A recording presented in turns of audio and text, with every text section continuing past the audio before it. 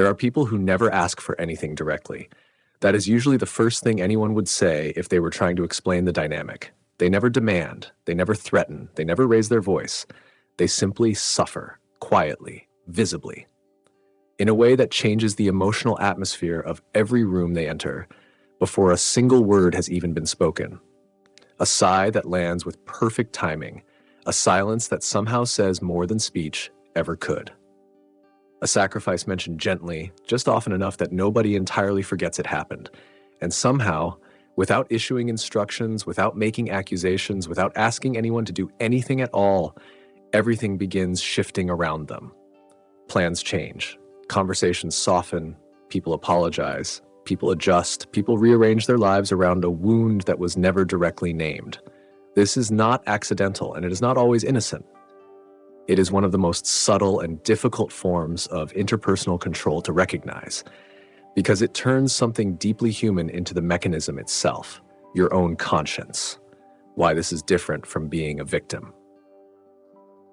Before going further, it is important to make a distinction, because this pattern is often confused with victimhood, and they are not the same thing. Someone operating from a victim mentality usually tells you directly what happened. The suffering is named. The blame is named. The story sits out in the open. The message is explicit. Bad things happen to me. People hurt me. I am being treated unfairly. The martyr pattern works differently. The martyr rarely says, "You hurt me."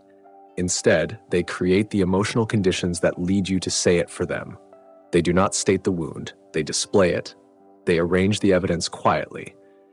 And because nothing was technically said, nothing can easily be challenged. You cannot argue with a sigh. You cannot defend yourself against silence. You cannot confront a sacrifice that was never directly weaponized, because on the surface, it was simply mentioned, just mentioned, at exactly the right moment.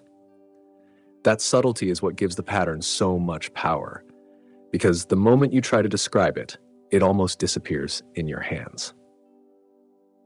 Psychologist Roy Baumeister spent years studying guilt and interpersonal behavior, and his work points towards something important. Guilt is one of the most powerful social forces available to human beings, often more powerful than pressure, more powerful than threats, because guilt does not come from outside, it comes from within. It uses a person's own values, their own empathy, their own desire to be kind, their own fear of causing pain. And once guilt appears, something interesting happens. The person no longer feels controlled, they feel responsible. They begin making adjustments on their own, they change their plans, they suppress their needs, they step back. Not because anyone forced them, because something inside them began pulling them toward that outcome. This is what makes guilt such an efficient form of control. Very little effort is required. The emotional environment only needs to be arranged in a particular way. Visible disappointment, visible exhaustion, visible sacrifice, and then the other person's conscience finishes the work. The target becomes the one enforcing the rules: fear, obligation, and guilt. Therapist Susan Forward spent years studying emotional blackmail and identified 3 emotional states that frequently appear inside these dynamics: fear, obligation, and guilt. Together, she called them fog, because that is exactly what they create. Fog. A state where things stop feeling clear. The martyr usually operates through obligation and guilt rather than fear. The message is rarely direct. It sounds more like this: look at everything I have done, look at everything I have carried, look at how much I have given, and then something happens. The rest of the sentence remains unspoken, but you feel it anyway. You feel the expectation arrive without hearing it. You feel the pressure without being able to point to where it came from.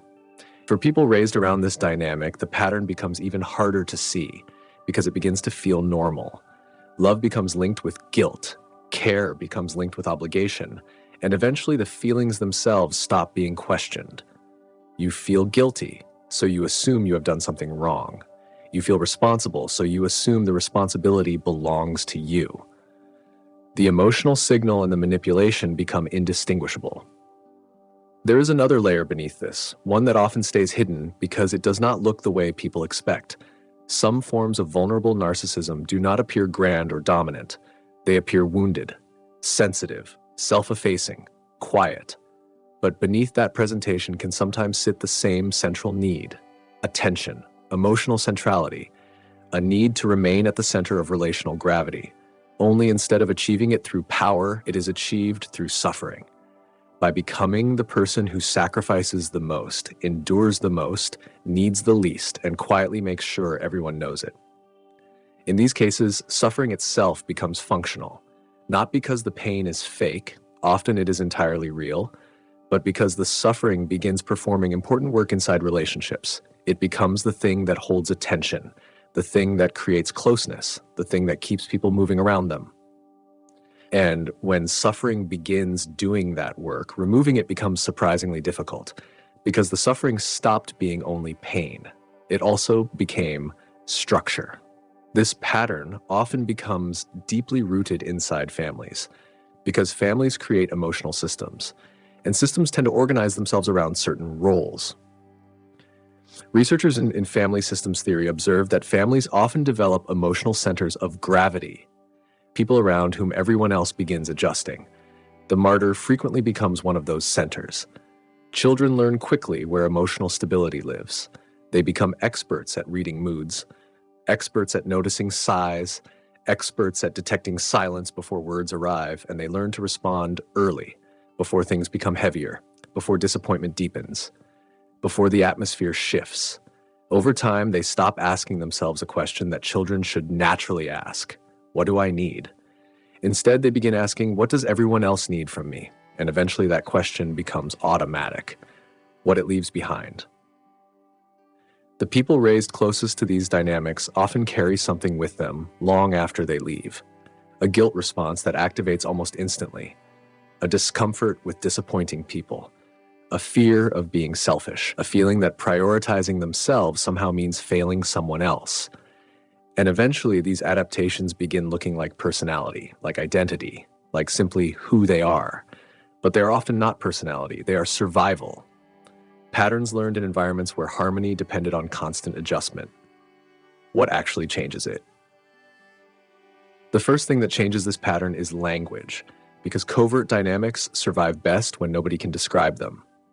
Naming the mechanism matters, not to assign blame, not to prove malicious intent, but to understand function. Who changes around whom? Whose needs disappear? Whose emotional state determines the atmosphere for everyone else? Those questions matter because awareness creates space, and space creates choice. For the person in the martyr role, the work often becomes learning to ask directly, learning to say, I need help, I feel hurt, I need something from you, without communicating those needs through suffering. And for the people around them, the work often becomes learning to separate guilt from truth, to ask, am I responding to something real right now, or am I responding to a pattern that has been running for years? If someone came to mind while listening to this, hold the complexity carefully, because the martyr is often someone genuinely hurting. Someone carrying patterns so old they no longer recognize them as patterns. The suffering can be real, and the manipulation can also be real. Those things can exist together, but silence protects the pattern, because covert control survives most easily in places where no one has words for what is happening. And the moment the mechanism is named, calmly, carefully, without cruelty, something begins to change. Not everything, but enough. Enough for another possibility to appear. Enough for the room to breathe differently, because the sigh only controls the room for as long as nobody can say what they're hearing. See you on the other side.